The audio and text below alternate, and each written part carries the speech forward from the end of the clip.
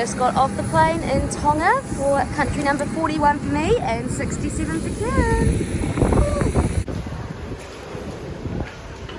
So, excuse how terrible I look, but we've hired a car by Star Rental. I think it's just like some local guy's car, to be honest. Real friendly, real chill. Was just like, oh, just stop by the office like next week. I'm not feeling great and just had like a quick rest at the hotel before dinner just because I am covered in like massive welts and bites and I've never been this itchy in my life. I'm not feeling great, so just gotta keep pushing through and hope it doesn't wreck the rest of the trip. Picked up some snacks, good New Zealand chips, my favourite ones, and this ginormous pizza. Look how big it is. Can I please have one slice? No, you're not allowed any of it. What the hell? Just waiting for the boat to go over to a little island resort for the day with some shipwrecks, have a snorkel, have a look around. Because on Sunday here, everything is closed. It's like the holy day. So there's only like a few kind of hotel resorts still open. If you are in Tonga for a Sunday, this is quite a good idea because the boats go every hour rather than once or twice a day like they do the rest of the week. And it's open when most other things aren't open. So we're on the island and we're currently going for a walk around the outside, which takes about half an hour. There wasn't really anything online, so I'm probably going to post something, but there used to be a resort here and like a bar and like you're not allowed to bring your own food and stuff, and everyone while we were waiting for the boat had like chili bins and stuff, and we're like, oh, maybe they were all local, so we're like, oh, maybe they are like restocking the bar. But obviously because this country's gone through a lot recently, they've had tsunamis and hurricanes, everything's been wiped out. So we've just shown up with only water and everyone else has drinks and food, and I'm so embarrassed, but everyone's really nice. And they're like, oh, Tongans bring heaps of food, there's food for everyone, it's really nice, but I feel so awkward, like, oh, I've been a bit of an idiot today, but we're getting there. And because of this, the price has gone down as well, so it's 40 Fijian each to come on the island now instead of what it used to be and says online.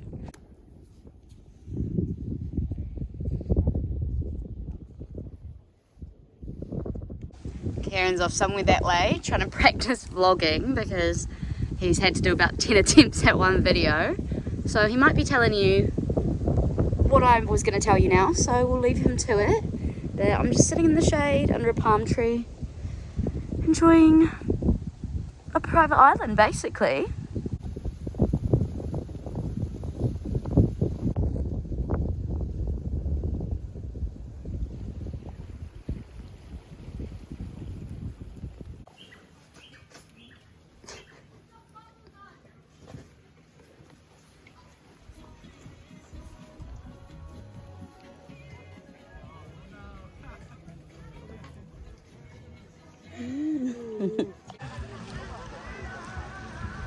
So this one wasn't from the tsunami last year, this happened in 2018, but a lot of people come over, swim over and jump off.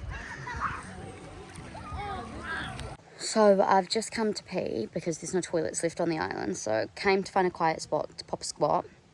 And this is what's around me from what's happened to this island. It's just rubble everywhere, like you can see what happened to this place. It's so sad, it just keeps going in the trees. Club or something can... Go George, go George! Let's go! Every season. I don't know. Day 12 after being in Tonga, I've become a local. I'm fucked. So Karen doesn't like coconut and he's trying the local beer. You gotta try it. Coconut and I don't like peanuts, so the fact that coconut's in a beer, it's just... Wait. You have to say the Tongan word for trip. Tell me what is it? Ofatu.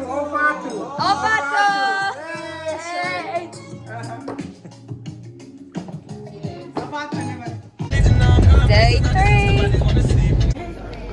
stop at Friends Cave before some sightseeing.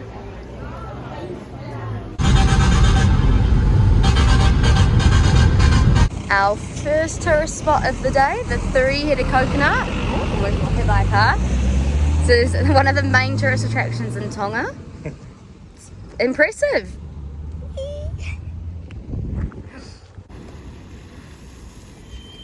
Second spot of the day is the boatholes. Although, we picked the wrong day to do this because there's a cruise in, so it's covered in tourists. Ooh.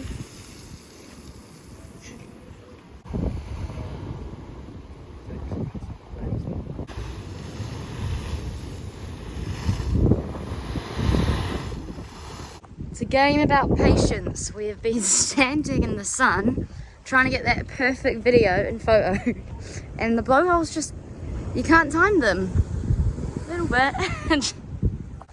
So all of these locations that we're doing today, you can easily do in a day, hire a car, or I think you can probably do them by tour as well. We're now arriving at the Tsunami Rock, almost there, just walking up the path. So when you get here, Google Maps tells you to like walk that way, but walk back along the road you come in a tiny bit, and there's actually a path. Don't walk through the corn maze. Wow, it's huge. It weighs 1.6 million kgs, and it is the largest ever tsunami debris in the world. So it was a massive tsunami back in 1886. In the world. Correct me if I'm wrong. I might need to read up on my facts. Let's double check.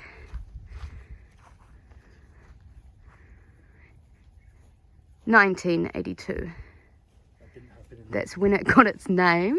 I think my year's right. It's huge. Wow.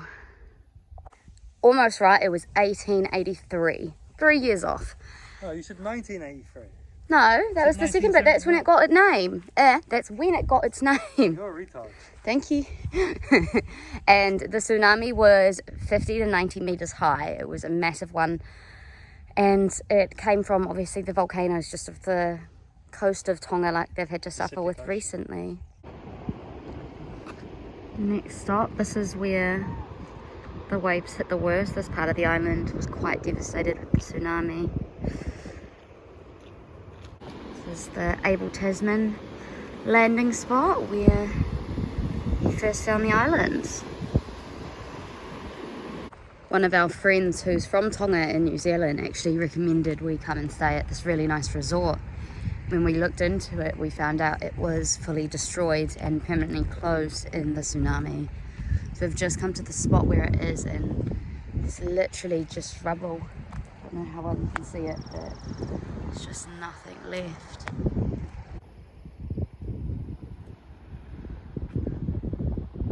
Tonga is the flattest country in the world, and this just shows how devastating that can be due to natural disasters or climate change. It's sad to see. This probably used to be like a really nice restaurant, pool or bar overlooking the water. This is what's been causing all the queues today.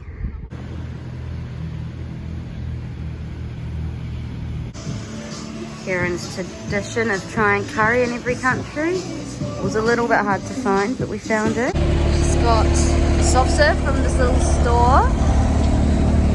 Alright, so we're doing our second road trip today, and we're trying to find, oh my god, there's pig, yes. We're trying to find the baby ones that go in the water, I think. The fishing pigs. So far none of them are in the water, but we've found some pigs. Go in the water! And, we'll find the first one. No, throw a Dorito in, I reckon. Look at all the little baby ones. Oh, I don't know if you can see them, but they're so cute. Piggies. Hi. Go in the water, please. Follow Mum to the water. What the hell? I don't know. So this is like the oldest kind of tomb, I think, in Tonga. Interesting. And we asked the guy and he said it's 2,000 years old, and I cannot pronounce how you say it. I'm not seeing any pigs, but it's still very nice. Oh, so that one's older? Yeah. Okay. How old is it? This is the Stonehenge here. Got a lot of history behind it. And your little local souvenir shops. Hopefully I can find a shot glass. Got a very large tombstone. Looks like someone's tried digging it up. Very old. It's like huge. So it was built 1200 AD. Very old. 1.4 meters wide and 0.61 meters thick. Very interesting. A few more tourists now. Oh my god. Guess you can swim in it. Yeah, people are swimming. Creepy. People are literally swimming in it. I'm gonna jump in.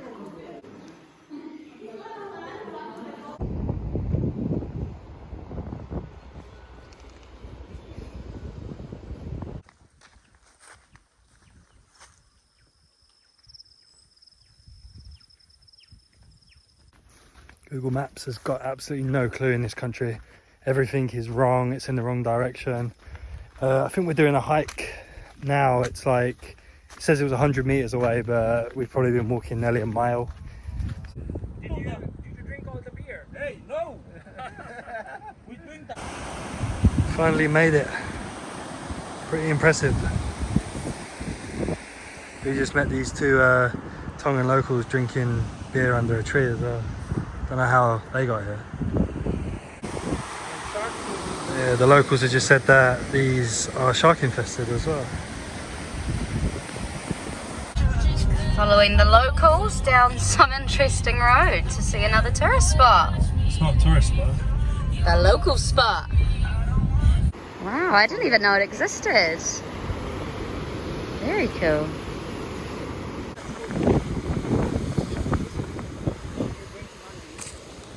Yeah.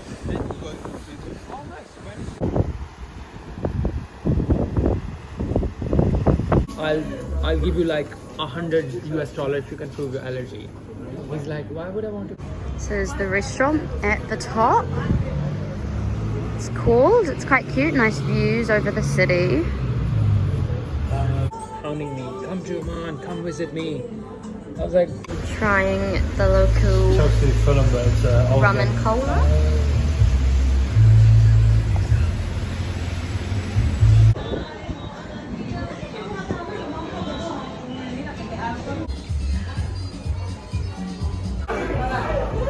Going for a look through the market.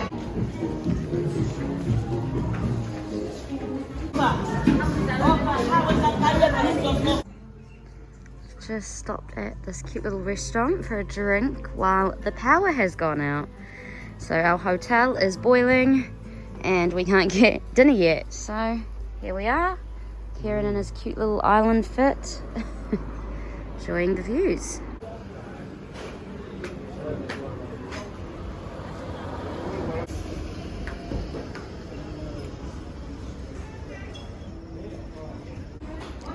At Friends Cafe for our last day, waiting for our flights. Definitely been our favourite. So thought I'd just do a little story time. Yesterday we went out for dinner at Little Italy, which is meant to be really nice here. There's lots of good recommendations online and the food was lovely, don't get me wrong, but oh my god, we waited about 3 hours for food. I had to go get my own menus, had to literally walk up for them to take my order. Like, the service was really bad. Like, I get they were busy and I've worked in hospo, I'm happy to like go grab menus and stuff myself, but I don't know, I wasn't impressed. I get island time, but it was a bit too far. We've checked out this morning and just chilling at Friends until our flight. So Tonga's been amazing though. We've met some of the nicest people. Everyone's been so friendly.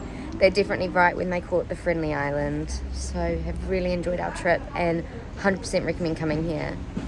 Just on our way to the airport, I've made a quick stop at this old church and the royal tombs.